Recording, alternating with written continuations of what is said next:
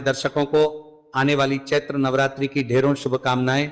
आपके लिए आने वाला नववर्ष मंगलमय हो, क्योंकि हमारे हिंदू कैलेंडर के अनुसार, हमारे पंचांग के अनुसार तो यहीं से नववर्ष का आरंभ होता है। चैत्र मास से ही नया संवत आरंभ होता है। हमारे पंचांग जो है वो परिवर्तित होते हैं, नए पंचांग आते हैं। इसीलिए हम सबके लिए, हम सभी सनातन प्रेमियों के लिए यह नव संवत का आगमन है। तो ये जो नया संवत है आपके लिए मंगलमय हो। आज हम बात करेंगे कि शुरुआत कब से हो रही है, माता का वाहन क्या रहेगा, क्योंकि माता का वाहन जो है ना वो निर्धारित करता है, ये सूचक होता है कि आने वाला साल कैसा रहेगा हमारे देश के लिए, कैसा रहेगा हमारी जनता के लिए, हम सबके लिए। साथ ही माता के जो नवरात्रि हैं उनकी, इसको लेके बड़ी अहम खबरें हैं। कोई कहता है 9 रहेंगे पूरे, कोई कहता है कि नहीं जी 8 ही रहेंगे। तो इनकी जानकारी भी देंगे आपको कि कितने नवरात्रे हैं, और अगर कम है तो कौन सा नवरात्र कम रहेगा, माता के किस स्वरूप की पूजा किस दिन की जाएगी, ये जानना आवश्यक है। क्योंकि कम होता है ना, तो कोई तो एक स्वरूप होगा जिसकी पूजा या तो होगी नहीं, और होगी तो किसी दूसरे स्वरूप के साथ होगी। तो वह कौन सा नवरात्र है ये जानना आवश्यक होगा। साथ ही पूजा विधि बताएंगे कि आपको 9 दिन तक कैसे पूजा करनी है। कलश की स्थापना जो है नवरात्रि में बड़ा महत्वपूर्ण होता है, तो कलश कैसे स्थापित करना है इसके बारे में भी आपको बताएंगे। इस प्रकार से नवरात्रि के बारे में संपूर्ण जानकारी आपको प्रदान की जाएगी। अष्टमी कब है, नवमी कब है, कंजके कब बैठानी है, ये सब जानकारी आपको इस वीडियो में प्रदान करेंगे।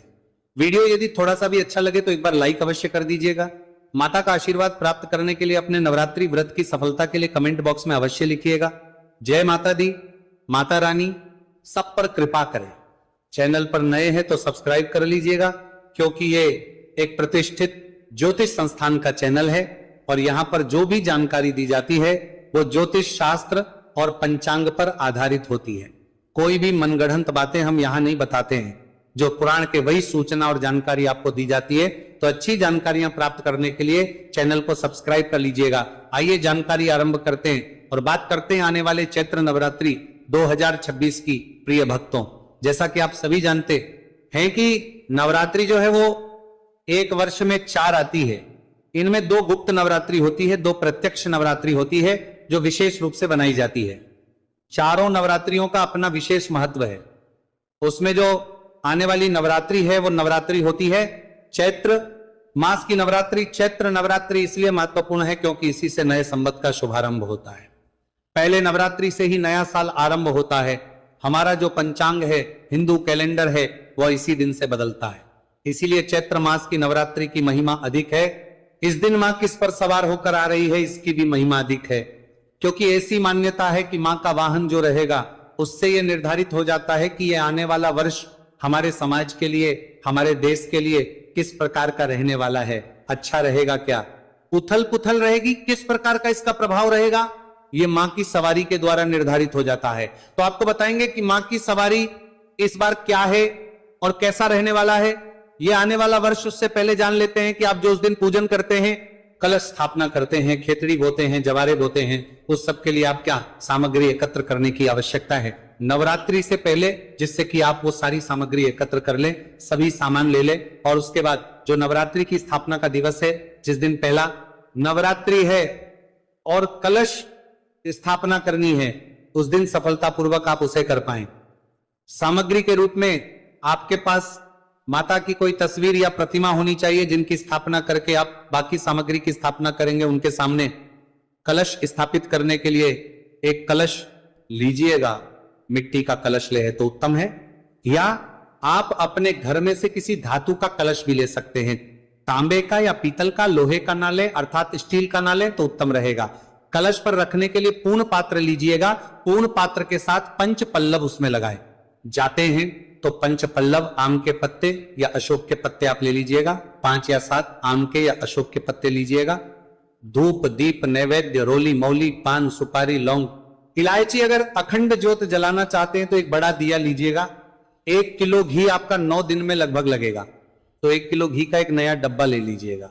शुद्ध घी ही आपको इसमें प्रयोग करना चाहिए, मिलावटी घी से बचना चाहिए। इसके अतिरिक्त एक बड़ी बाती जो आपको बनानी है, रुई से बड़ी बाती बनानी है आपको माता को अर्पित करने के लिए। एक चुनरी लीजिएगा। साथ ही आप श्रृंगार की वस्तुएं भी ले सकते हैं। जैसे कुमकुम, चूड़ियां आदि, बिंदी, ये जो भी श्रृंगार की वस्तुएं आप ले सकते हैं वह माता को अर्पित करने के लिए अवश्य ले लीजिएगा। 1 का लोटा लीजिएगा, उसमें पहले गंगा जल भरिएगा, फिर उसमें शुद्ध जल भर लीजिएगा। कलश स्थापना आप करेंगे तो खेतड़ी भी बो रहे होंगे।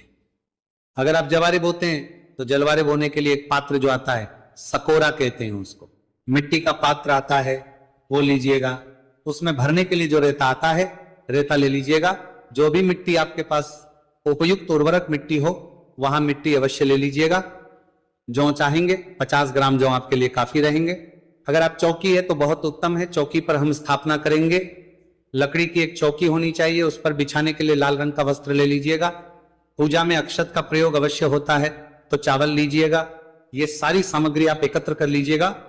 और जो हमारा स्थापना दिवस है, जिस दिन आपको कलश स्थापना करनी है, जिस दिन से नवरात्रि आरंभ हो रही है, उस दिन ये सारा सामान एकत्र करके हम पूजन आरंभ करेंगे। नवरात्रि वाले दिन आपको सुबह सूर्योदय से पहले अवश्य उठ जाना चाहिए। जो मुहूर्त रहता है उस शुभ मुहूर्त में ही आपको कलश स्थापना, देवी की स्थापना, चौकी की स्थापना, संपूर्ण स्थापना कर लेनी चाहिए और पूजन कर लेना चाहिए। अब बात आती है कि नवरात्रि का पूजन जब आप करेंगे उसके अतिरिक्त आप क्या कर सकते हैं। देखिए, एक तो नवरात्रि के व्रत किए जाते हैं। व्रत जो है वो पूरे 9 दिन कर सकते हैं आप, व्रत जोड़ा भी किया जाता है। कुछ लोग कहते हैं कि पहले 2 कर लीजिए या अंतिम 2 कर लीजिए, और कुछ लोग पहला और आखिरी भी करते हैं। तो इसमें इस प्रकार का वर्णन नहीं है कि आपको यही करना चाहिए।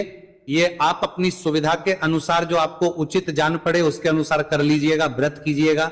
व्रत के अलावा आप जो कर सकते हैं वो ये कि आप दुर्गा सप्तशती का पाठ कर सकते हैं, आप स्वयं पढ़ सकते हैं, उत्तम है। अगर नहीं पढ़ सकते हैं तो आपके इसी चैनल सनातन धर्म का संसार पर प्रत्येक दिन दुर्गा सप्तशती का अध्याय सुनाया जाएगा और हम उसे नवरात्रि के 9 दिनों में पूर्ण करते हैं। तो आप उसका ले सकते हैं दुर्गा सप्तशती। सुनिए, प्रतिदिन वो उतना ही फल देता है जितना आप स्वयं करेंगे तब फल देगा।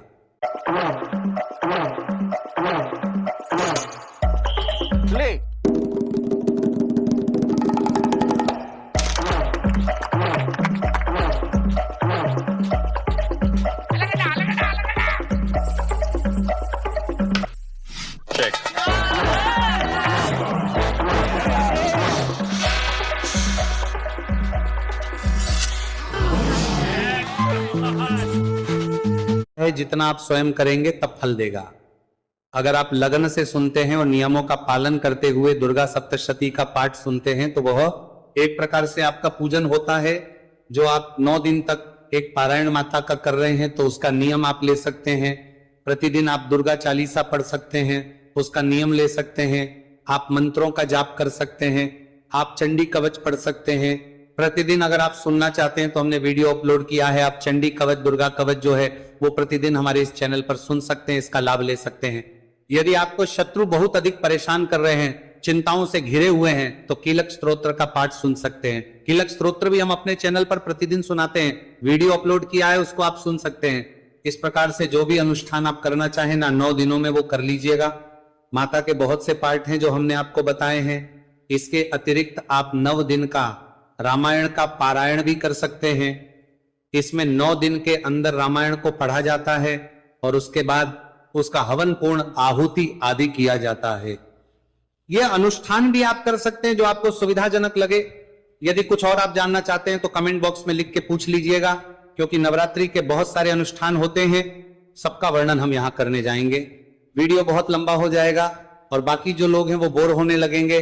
तो जिनको आवश्यकता हो कि और क्या अनुष्ठान हम कर सकते हैं नवरात्रि में, तो आप कमेंट बॉक्स में लिख के पूछ लीजिएगा, हम अवश्य ही आपको अवगत कराएंगे। तो नवरात्रि वाले दिन सुबह उठने के बाद स्नान आदि करके स्वच्छ वस्त्र धारण कीजिएगा और आपका जो पूजा स्थल है उसकी साफ सफाई कीजिएगा। माता की चौकी आज हम लगाएंगे, जहां आपने चौकी लगानी है वहां पर आसन लगा के बैठ जाइए। सारी सामग्री एक साथ एकत्र कर लीजिए। तांबे का लोटा है, उसमें जल भर लीजिए, पहले गंगा जल उसमें भरिएगा, फिर जल भर लीजिएगा। एक पुष्प लीजिएगा, उस लोटे डुबोइएगा और सभी सामग्री पर और स्थान पर जहां आपने पूजन करना है वहां पर उस जल के छींटे दीजिएगा। स्थान का और सामग्री का पवित्रीकरण होगा, आपका स्वयं का भी शुद्धिकरण होगा। ओम अपवित्रः पवित्रो वा सर्वावस्था गतो तोपिवा यस्मरेत् पुंडरीकाक्षं स बाह्याभ्यंतरः शुचियः इस प्रकार से आप शुद्धिकरण करेंगे। शुद्धिकरण करने के बाद अब सबसे पहले आपने स्थापना करनी है। पहले अपनी चौकी लगाइए, पत्तोत्तर पर से पहले अपनी चौकी लगाइए, चौकी वस्त्र बिछाइए और कलावा धागा जिसे मौली कहते हैं, मौली से उसे बांध दीजिए। तो उस पर सबसे पहले माता की स्थापना करेंगे, या माता की तस्वीर आपने पहले से रखी है तो उत्तम है। जहां भी आप माता की स्थापना करेंगे उस स्थान पर पहले थोड़े से अक्षत रखिएगा, इस भाव से कि हे माता रानी, हम यहां आपको आसन प्रदान कर रहे हैं, आप यहां पर विराजमान हो और हमारी पूजा को स्वीकार करें। इस भाव के साथ वहां अक्षत रखिएगा या पुष्प रखिएगा और उसके ऊपर तस्वीर को या प्रतिमा जो आपके पास है उसको स्थापित कीजिएगा। अब आप कलश रखना है। कलश रखने के लिए कलश के नीचे कुछ जगहों पर शतनजा रखा जाता है, गेहूं भी रखा जाता है, बाजरा भी रख सकते हैं, अन्यथा आप चावल भी रख सकते हैं। तो कम से कम थोड़े से चावल तो अवश्य रखिएगा, अधिक रख सकते हैं वो आपकी कामना के ऊपर है। चावल रखिएगा, चावल के ऊपर कलश को रखिएगा। ये जो कलश होता है ना, इसमें कुछ सामग्री डाली जाती है। पहले तो जल भरिएगा, इसमें कुछ सामग्री डाली जाती है जो 9 दिन तक उसमें रहेगी और उसके बाद वो सामग्री आपकी तिजोरी में जाती है जो बहुत उपयोगी होती है। उसका विधान हम आपको बताएंगे कि आपको विसर्जन कैसे करना है, कब करना है। विसर्जन की जो महिमा है वो बहुत अधिक है। सही प्रकार से यदि आपको विसर्जन करते हैं तो वह उत्तम फलदायी होता है।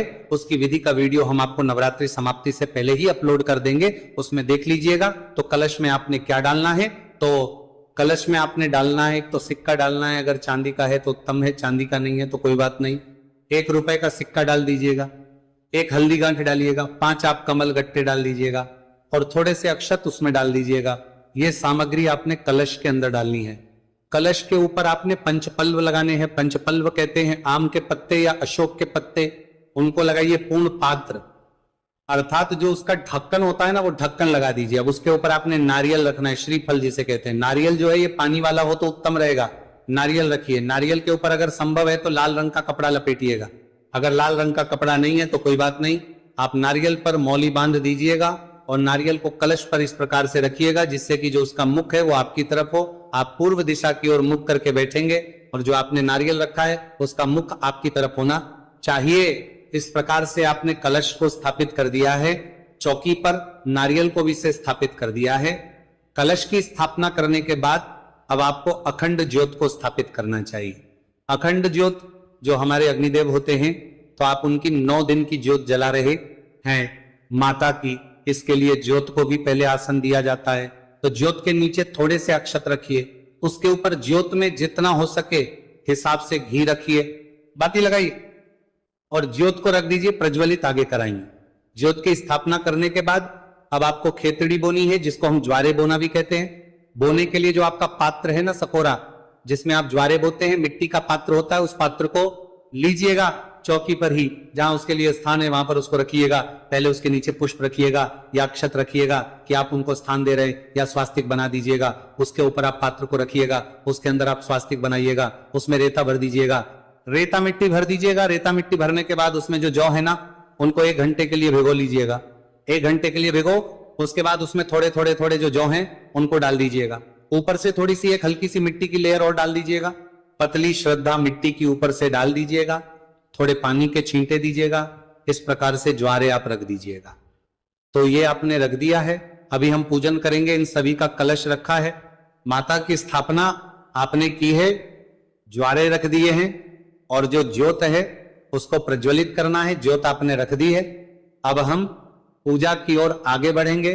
तो सबसे पहले आपने पूजा के योग्य होना है।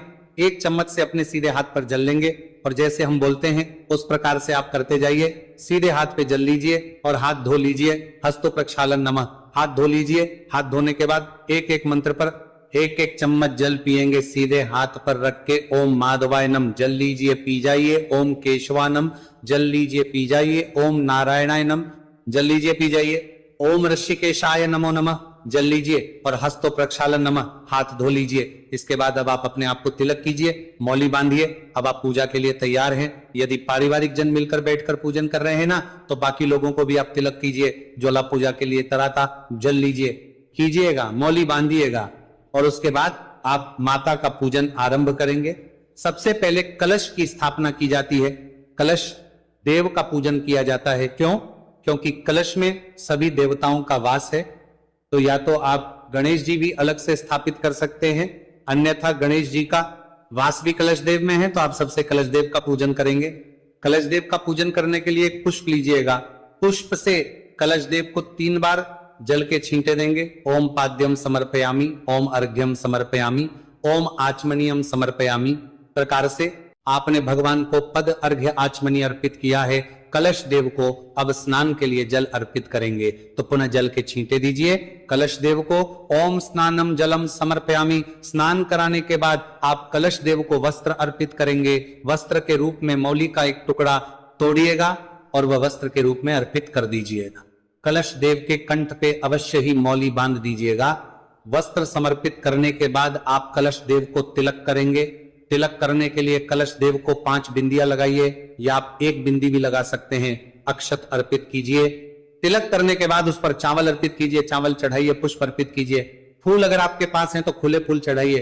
फूलों की माला यदि आपके पास है तो कलश देव को माला अर्पित कीजिए। पुष्पम समर्पयामि, धूपम दर्शयामि, दीपम दर्शयामि। एक धूप और दीपक अवश्य जला लीजिएगा।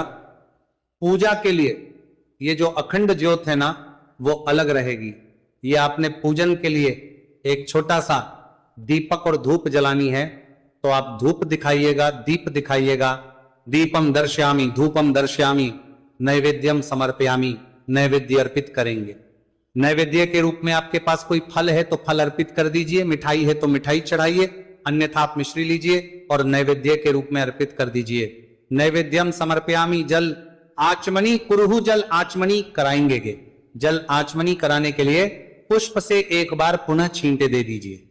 जल आचमनीम समर्पयामि तांबूलम पुगीफलम महद्दिव्यम नागवल्ली दलेर्युतम एलालवंग संयुक्तम तांबूलम प्रतिगृह्यताम शुभ दक्षिणाम शुभ दो वरदो भवः तांबूलम। अर्पित तांबुल कैसे पान का बीड़ा बनाते हैं? एक पान का पत्ता लीजिए, उसकी डंडी तोड़ दीजिए, उसमें 2 लौंग, 2 इलायची, 1 सुपारी रखिए और वह कलश देव को अर्पित कीजिए। जो भी दक्षिणा आप अर्पित करना चाहते हैं ना, वो दक्षिणा अर्पित कीजिए। दक्षिणा अर्पित करके नमस्कार कीजिए।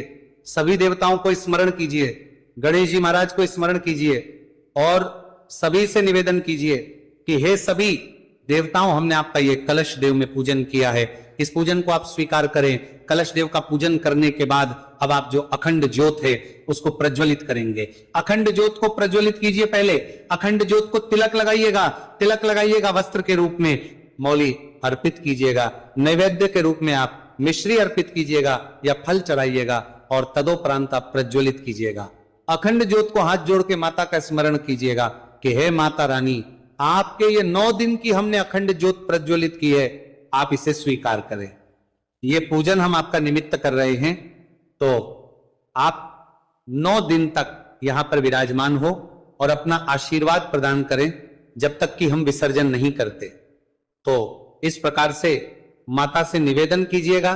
अखंड ज्योत जलाने के बाद ज्वारे हमने आपके पहले ही बता दिए हैं, कैसे बोई पर लगाइए या पुष्प पर लगाइए और वह माता को अर्पित इत्र अर्पित करने के बाद वस्त्र अर्पित करेंगे।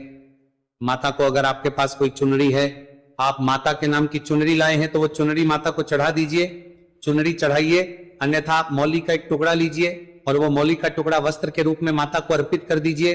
आप माता को तिलक कीजिएगा, कुमकुम रोली से तिलक कीजिएगा। माता को तिलक करके अक्षत अर्पित कीजिएगा। पुष्पम समर्पयामि, पुष्प अर्पित कीजिएगा।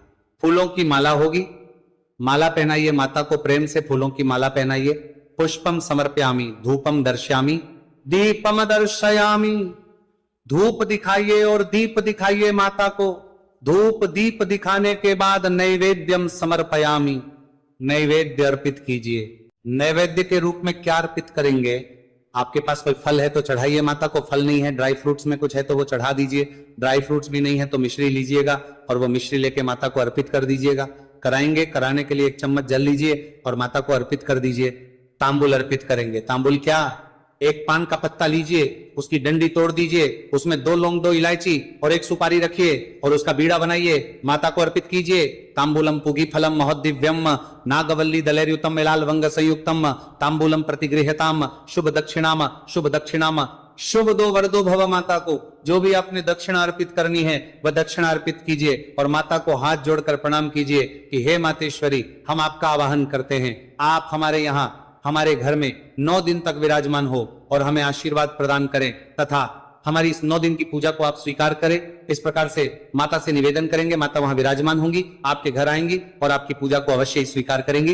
इस प्रकार से आपने पूजन करना है। अब आते ही एक महत्वपूर्ण प्रक्रिया वो होती है संकल्प की। जो संकल्प है ना वो आपको अवश्य करना चाहिए और संकल्प जो है वो पूजा आरंभ करने से पहले किया जाता है। संकल्प में ये बोला जाता है कि आप 9 दिन तक क्या करना चाहते हैं उसका आपको संकल्प लेना होता है।